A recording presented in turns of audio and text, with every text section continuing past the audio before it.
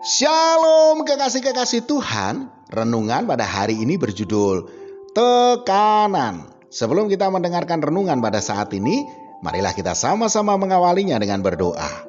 Bapa, di dalam nama Tuhan Yesus Kristus, ya Roh Kudus, firman-Mu itulah yang memberi kekuatan baru bagi kami untuk kami boleh melewati perkara-perkara kami.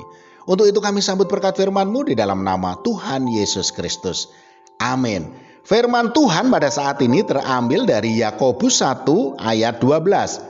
Berbahagialah orang yang bertahan dalam pencobaan, sebab apabila ia sudah tahan uji, ia akan menerima mahkota kehidupan yang dijanjikan Allah kepada barang siapa yang mengasihi Dia. Kekasih-kekasih Tuhan, untuk menyatakan rencananya yang indah bagi kita, terkadang Tuhan mengizinkan adanya tekanan yang hebat datang ke dalam kehidupan kita.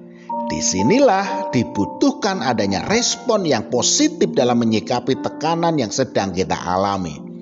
Kalau fokus kita hanya pada masalah itu, maka yang terjadi dan yang kita alami adalah keterpurukan. Dan tekanan itu kita rasakan semakin lama semakin kuat dan membuat kita putus asa dan akhirnya menyerah.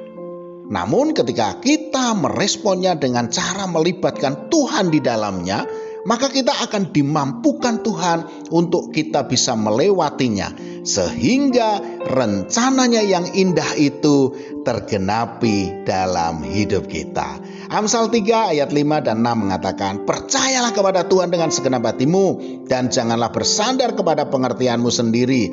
Akuilah Dia dalam segala lakumu, maka Ia akan meluruskan jalanmu.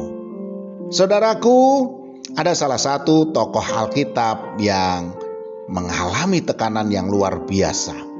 Dia adalah Rut.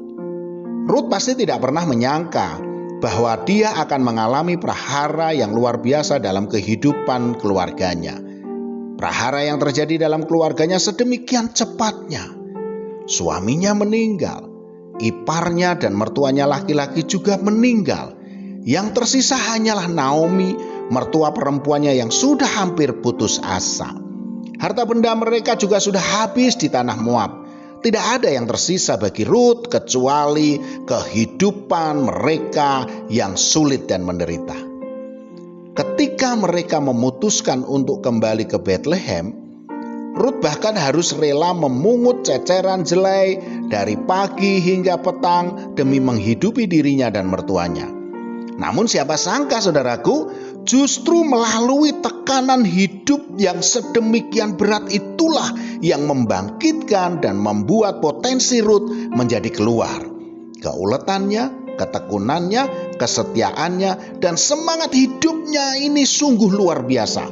Hal itulah yang menarik perhatian dan hati Boas, sehingga ia akhirnya memperistrinya.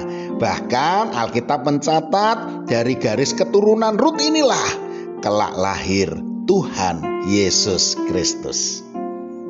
Dalam kehidupan ini, terkadang untuk bisa menikmati hasil akhir dari rencana Tuhan yang indah itu, kita juga harus mengalami tekanan-tekanan yang berat bahkan dahsyat.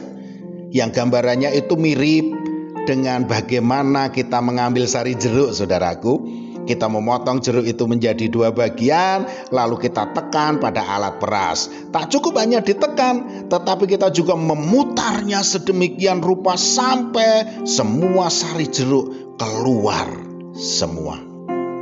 Saudaraku, kita baru tahu indahnya rencananya Tuhan setelah potensi yang ada dalam diri kita ini dipaksa keluar atau dibangkitkan. Ingatlah saudaraku, bahwa Tuhan ingin potensi, kualitas, dan karakter kita yang murni itu keluar dari hidup kita.